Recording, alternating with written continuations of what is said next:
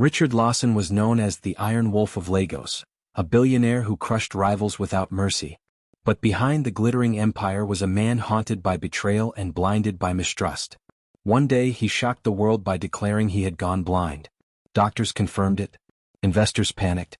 Enemies celebrated. But Richard wasn't blind. He was testing everyone around him, especially the maid who served him daily. Why did he risk everything for such a dangerous deception? How could a humble maid hold the key to his greatest revelation? And what truth would he uncover that would change everything? On the surface, Richard lived like a king. His mansion on Banana Island stood like a fortress, guarded day and night. Inside, marble floors gleamed beneath golden chandeliers, but the atmosphere was as cold as the man who owned it. He had fleets of cars, private jets, and power that could bend governments to his will. Yet none of these luxuries warmed the bitterness that coiled inside him. Richard had wealth beyond imagination, but he had no trust left to give. Years earlier, his closest friend, Charles Omekwi, had stolen his business idea and turned it into a global empire. The betrayal was devastating, but it didn't end there. The woman Richard loved, his fiancée, walked away and chose Charles instead. That double wound cut deep. Since then, Richard built his empire not on hope, but on suspicion. He believed every smile was a mask, every kindness a transaction, every promise a lie. The public admired his brilliance, but they feared his ruthlessness. Boardrooms trembled at his name. Politicians courted his influence. Newspapers called him untouchable. Yet in his private moments, Richard often stared into the empty night and wondered if anyone in the world cared for the man behind the fortune, or if they all worshipped only his billions. That question drove him to the edge of obsession until one night he devised a test unlike any other. If people saw him weak, blind, vulnerable, would they finally reveal their true selves? Or would they prove that loyalty in his world was nothing but a myth? Pretending to be blind was a dangerous gamble, but it was the only way Richard could think of to uncover truth. The plan unfolded with precision. He bribed doctors to confirm his degenerative eye disease. His sudden announcement sent shockwaves through Lagos. Investors whispered about collapsing shares. Journalists speculated on the fall of an empire. Charles Omekwi, his old rival, laughed on live television, calling it justice long overdue. Richard remained silent, outwardly fragile, inwardly calculating. Behind the high walls of his mansion, a new chapter was about to begin. Richard would soon hire a maid, Ada Ora, a young village girl with no ties to wealth or power. To the world she was just a servant. To Richard she was the perfect mirror. Through her, he hoped to see the truth that billions had blinded him from for so long. Richard Lawson may have declared himself blind, but it was the people around him who were about to be truly seen. Ada Ora stepped into Richard Lawson's mansion for the first time, clutching a worn leather bag that carried all she owned. The marble floor beneath her feet gleamed so brightly it mirrored her anxious reflection. To her, the mansion felt less like a home and more like a palace where she didn't belong. Yet here she was, hired as the new maid to serve a billionaire who the world believed had just gone blind. She bowed her head as Madame Kemi, the head housekeeper, scrutinized her with sharp, calculating eyes. "You're from the village, aren't you?" Kemi sneered. "Don't expect pity here. This house doesn't tolerate weakness." Ada Ora nodded respectfully, but inside her chest her heart thudded. She was used to such treatment. Ever since her father had been disgraced, the world had looked down on her family. Her father, once a respected teacher, had been falsely accused of stealing from a wealthy landowner. Stripped of his dignity, he died with a broken reputation. That injustice became the wound Ada Ora carried quietly, like a scar she could never heal. She promised herself that one day she would restore her family's honor. For now, her only focus was survival and saving enough money to send her younger brother, Chaik, to university. But Chaik was restless. While Ada Ora prayed at night for strength, Chaik wandered the streets, lured by gangs that promised quick wealth. She often whispered into the darkness, "Lord, protect him from what I cannot see." Those words, unheard by anyone in the mansion, would one day echo into Richard's test of loyalty. When Ada Ora finally met Richard, he was seated in the grand parlor, dark glasses covering his eyes, a cane resting at his side. He looked every bit the fragile, blind billionaire the world imagined.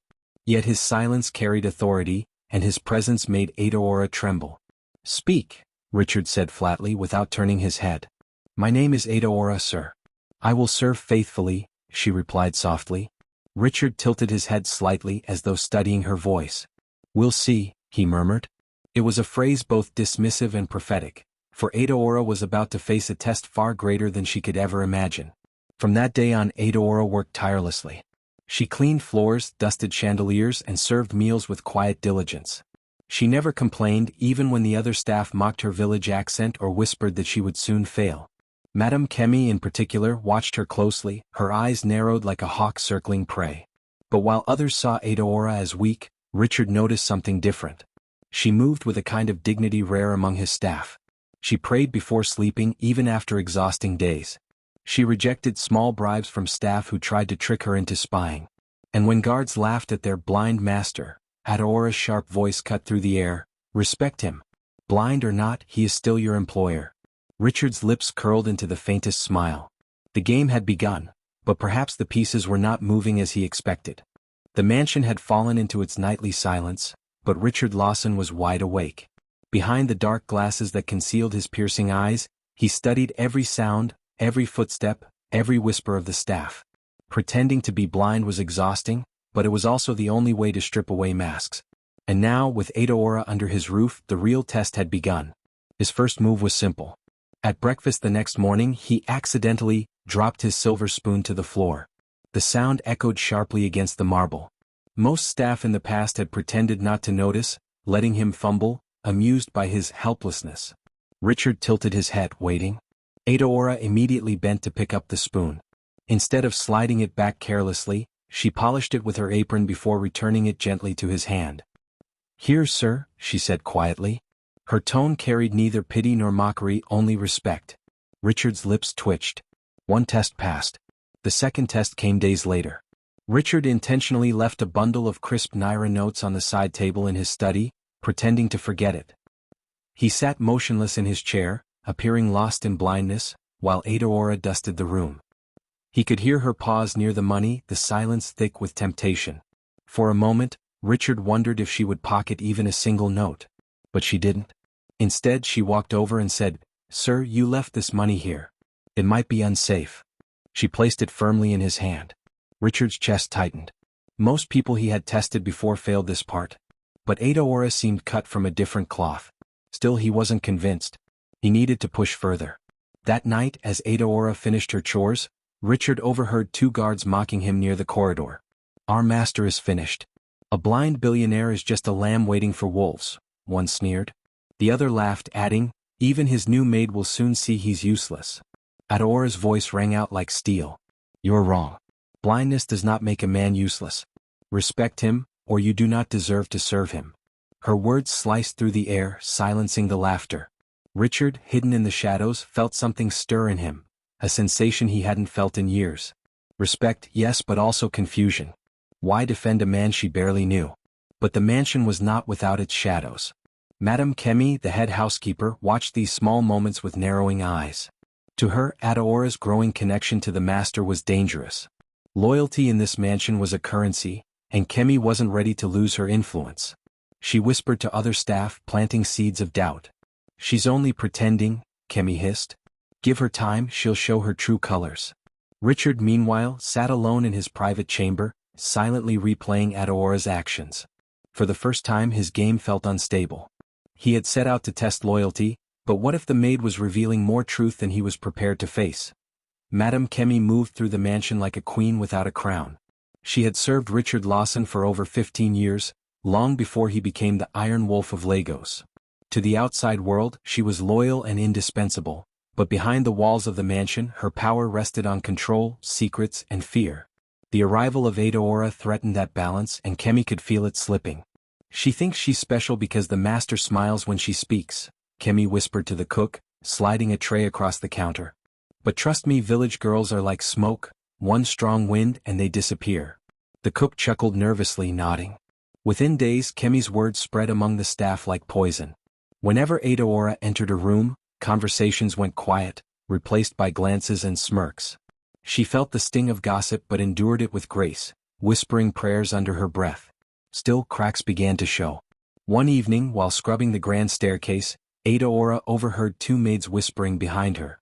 "Madame Kemi says she's pretending. She's only after the master's fortune."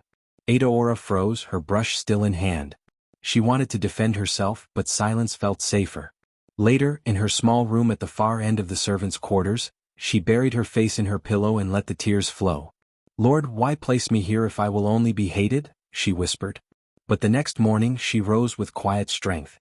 Instead of confronting the staff, she worked harder, moving with a quiet dignity that Richard could not ignore. Richard, though blind in appearance, sensed the shift in the atmosphere. He noticed the staff's snickers, the sudden silence when Adaora passed, the false sweetness in Kemi's voice. He also noticed Adaora's resilience, how she carried herself without bitterness despite the storms swirling around her. Still, Kemi wasn't finished. She wanted Richard to doubt the maid. One night, she slipped into his study and placed a broken teacup on the floor, its shards scattered where Adaora would walk. The next morning, Adaora nearly stepped on it while delivering his tea. She gasped, quickly cleaning the shards before they could harm Richard. When Richard asked what happened, Kemi spoke first, her voice smooth. "Master, I warned you. This girl is careless. She nearly let you hurt yourself." Adaora's lips parted, but before she could defend herself, Richard raised his hand. "Enough. Leave us." His tone was calm, but inside his mind burned. Was it carelessness, or was Kemi plotting? Later that night, Richard sat alone, tapping his cane against the marble. He had staged this test to reveal Adaora's heart, but Kemi had turned the game into something darker. For the first time, Richard wondered, who was really on trial, the maid, or himself? Every Sunday afternoon, Adaora walked out of the mansion gates with her head bowed, clutching a small envelope of her week's wages. The guards barely noticed her. To them, she was just another maid.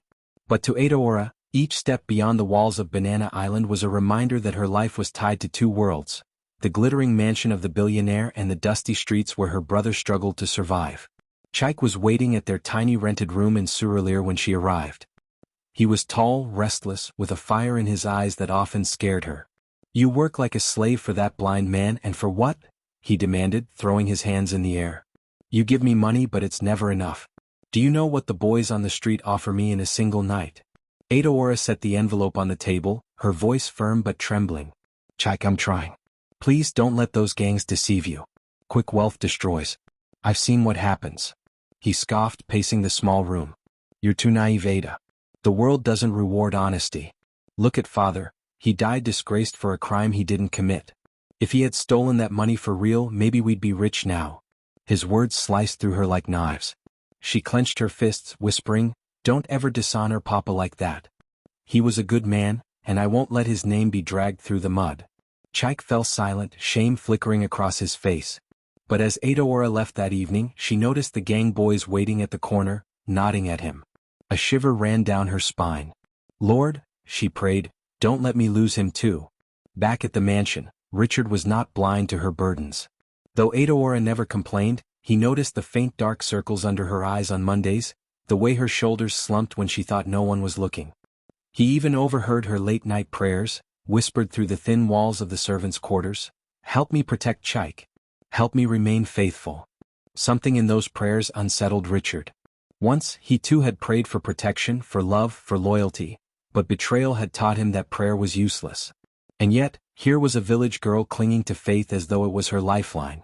One evening, Richard deliberately tested her again. He asked, "Adaora, if someone you love is drowning but helping them will drag you under too, would you save them?" Adaora's answer came quickly. "I would save them, even if it cost me everything." Richard leaned back silent. Her words struck like a thunderclap. He had spent years believing sacrifice was foolish. Yet here stood a maid ready to risk everything for love. But outside those mansion gates, Chaik was sliding deeper into the shadows. And soon, his choices would collide violently with Richard's dangerous game. Richard Lawson sat in his study, fingers tapping against his cane as his mind worked like a chess master setting pieces into place.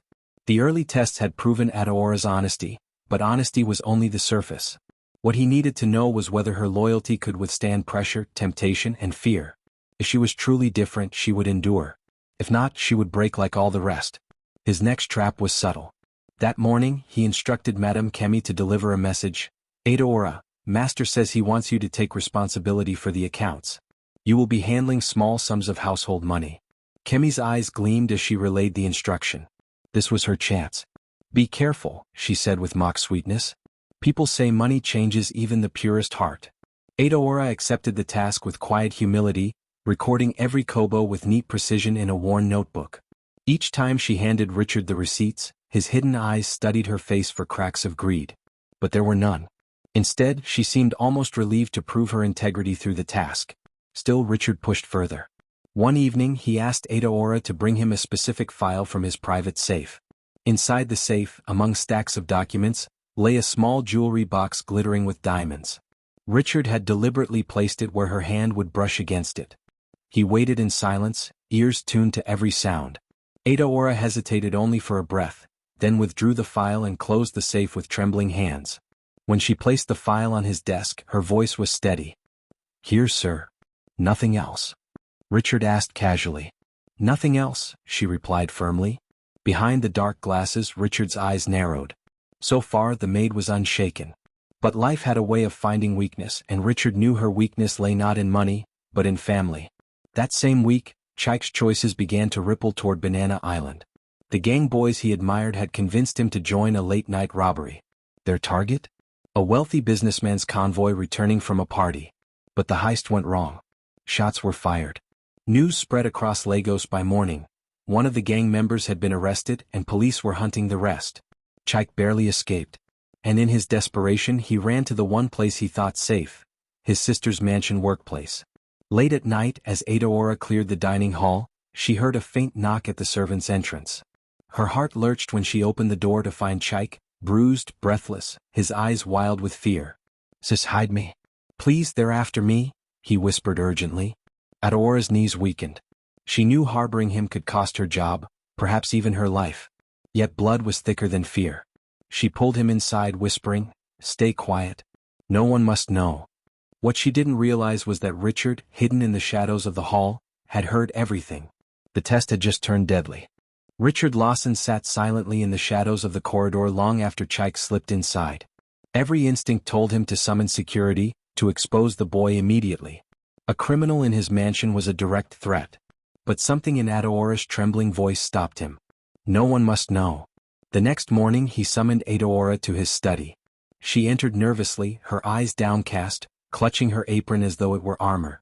"Tell me," Richard began, his tone deceptively calm, "what would you do if your family's mistakes endangered everything you worked for?" Adaora froze. Her lips parted, but no words came. Richard leaned forward, tapping his cane against the floor. "I heard the door last night. I heard your whispers. Do not insult me by pretending otherwise." Tears welled in her eyes. "Please, sir, he is my brother. He lost his way, but he is not evil. If I turn him away, I may lose him forever." Richard's jaw tightened. The answer was honest, yet dangerous. "So you would risk your place here, your future, even your life for him?" "Yes," Adaora whispered. "Because family is all I have left." Richard leaned back, torn between anger and admiration. Adaora's loyalty was unshakable, but it was misplaced.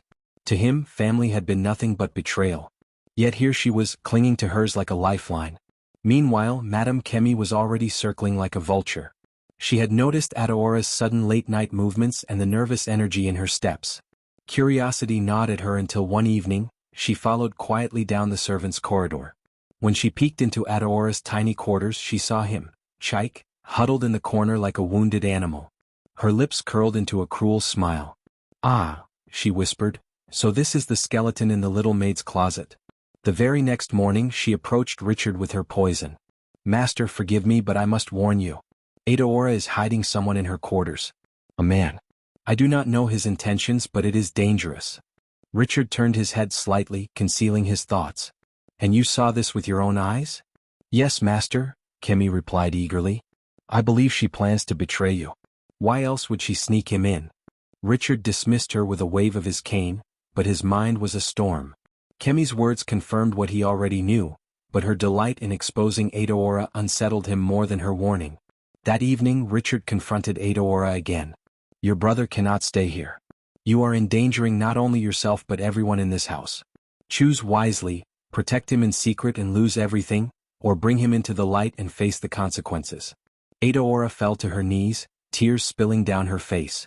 "Please, sir, don't make me choose between my blood and my survival." Richard's hand clenched on the cane. This was the moment he had been waiting for, the raw truth revealed. But for the first time he wasn't sure whether he wanted to hear her answer. Chike's presence spread through the mansion like an invisible fire. He hid in Adora's cramped quarters by day, but at night, when the house slept, he prowled restlessly. The other servants began to notice shadows, faint movements, missing food. Whispers grew. "Something's not right," the cook muttered. "I heard footsteps near the servant's wing last night," another replied. It didn't take long for Madame Kemi to seize her chance. She cornered Chike one night near the pantry, catching him with a stolen loaf of bread. Her eyes glittered with triumph. "So you're the little brother?" she whispered, her smile sharp. "Running from the law, hiding under your sister's skirts." Chike stiffened. "Say one word and what?" Kemi sneered, stepping closer. "You'll ruin your sister? You'll destroy the only chance she has to climb out of the gutter? No, boy, you will do as I say. Or I'll deliver you to the police myself." Chike swallowed hard, the weight of her words crushing him. In that moment, Madame Kemi tightened her grip on Adora's fate without Adora even knowing it. Meanwhile, Richard felt the mansion shifting. Though he continued his performance as a blind man, he saw more clearly than ever. Adora's careful footsteps carried a new tension. Her voice wavered when she spoke, and her once peaceful prayers became pleas edged with desperation. He sensed the truth of Chike's presence, yet he found himself unable to expose her. In the solitude of his study, Richard wrestled with himself. Why am I hesitating? She is no different from the rest. She hides secrets, lies to my face. She should be discarded like all the others. But another voice nodded him. She hides because she loves. She lies because she fears losing what little she has left. Isn't that what you once wished someone would do for you? For the first time, Richard began questioning not Adora, but himself. Was this elaborate deception about testing loyalty, or was it about proving his own belief that loyalty no longer existed? The contradiction tormented him. He wanted Adora to fail to confirm his cynical worldview. But each time she chose her brother over safety, she revealed a loyalty deeper than money or status. A loyalty Richard secretly longed for. That night, Madame Kemi pressed her advantage further. She whispered into Richard's ear during tea service, her tone dripping with venom. "Master, forgive me, but the girl you trust is deceiving you. She harbors a criminal in your house. One day that boy will bring shame to your name, or worse, danger to your life." Richard dismissed her again, his face unreadable. Yet when he was alone, he gripped his cane so tightly his knuckles whitened. Was Adora protecting family, or harboring betrayal? And worse, was he beginning to care about the answer more than the test itself? The mansion's walls seemed to close in. Adora's secret, Chike's fear, Kemi's scheming, and Richard's growing conflict were colliding. And when the collision came, no one inside those walls would remain unchanged. The storm broke on a Monday morning. Richard was hosting a private dinner for investors, one of the few times outsiders were allowed into his home. The mansion glittered with polished chandeliers, silver platters, and the murmur of Lagos elite. Adora worked quietly at the edge of the room, serving dishes, her hands trembling slightly. She prayed Chike would remain hidden. But fate had other plans. Halfway through the evening, a crash shattered the perfection. A servant screamed as Chike stumbled into the corridor, chased by Madame Kemi's shrill voice. "Thief! Criminal! He's been hiding here all along." Gasps filled the dining hall. Investors stood, eyes wide with horror. Cameras clicked as journalists, invited to capture Richard's resilience, snapped the scandal unfolding live. Adora froze, her face pale. "Chike, no," she whispered. Richard's cane tapped sharply against the floor. He rose from his chair, his dark glasses hiding the storm in his eyes. "Adora," he said, his voice icy, "is this true? Have you deceived me?" Adora fell to her knees before him, tears streaming down her cheeks. "Yes, sir. I hid him. He is my brother. He has done wrong, but he is not beyond saving. Please forgive me. Punish me, not him." The room erupted with murmurs. Some investors sneered. She brought a criminal into the Lawson mansion. Others whispered of betrayal, disgrace, collapse. Madame Kemi seized her moment. She stepped forward, her voice loud enough for all to hear. "Master, I warned you. This girl pretended to be loyal, but she is no different from the rest, using your blindness to deceive you. This proves she cannot be trusted."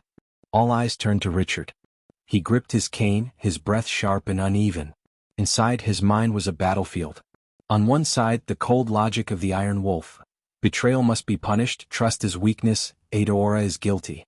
On the other, the faint whisper of something he had buried long ago. Compassion, loyalty, the chance for redemption. Then as the room's chaos swelled, Richard did something no one expected. He removed his dark glasses. For the first time in weeks, his eyes, sharp, alive, unblind, scanned the room. Gasps filled the hall. "He can see," an investor whispered.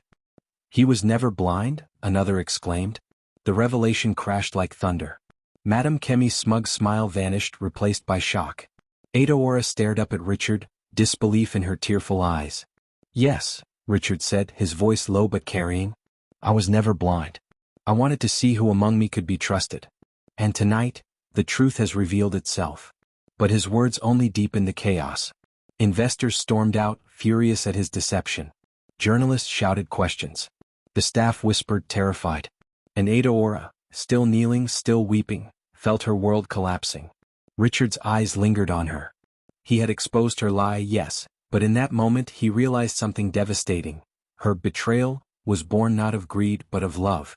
And that realization shook him more than any betrayal ever had. The mansion was chaos. Investors had stormed out, journalists scribbled furiously, and servants huddled in corners whispering.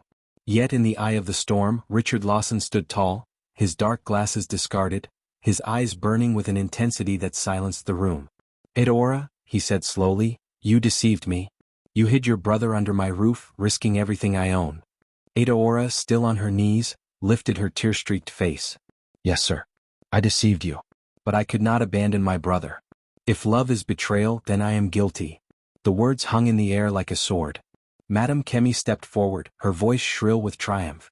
"Master, you cannot let her stay. She has disgraced this house. Let the police take them both, or everything you built will crumble." All eyes turned to Richard, waiting for his judgment. He raised his cane, tapping it against the marble floor. "Kemi," he said quietly, "do you know why I pretended to be blind?" "To test loyalty," she replied eagerly. "And I proved the girl is unworthy." Richard's eyes pierced her. "No. You proved yourself." The room went still. "I gave you 15 years of trust and you turned it into poison, manipulating the staff, spreading gossip, waiting for me to fall. Loyalty cannot exist where envy rules." His voice rose, sharp as steel. "From this day forward you are dismissed. Leave my house before the guards drag you out." Madame Kemi's face crumpled. She tried to speak, but Richard's glare froze her tongue. She turned and fled, her reign of fear shattering in an instant. Then Richard looked back at Adaora and Chaik. Silence stretched, heavy with judgment. Finally he spoke. "Adaora, your loyalty to family nearly destroyed you. But it also revealed what I had long forgotten. Loyalty still exists. Not in wealth, not in contracts, but in sacrifice." He turned to Chaik. "Boy, you will face justice.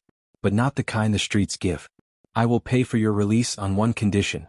You work, study, and prove your sister's sacrifice was not in vain." Chaik's eyes widened. "Why would you do this for me?" Richard's voice softened. "Because once I had no one to save me. And perhaps I still envy those who do." Tears streamed down Adaora's face as she whispered, "Thank you, sir, thank you." But just as relief washed over the room, Richard delivered the final blow, the twist that none could have predicted.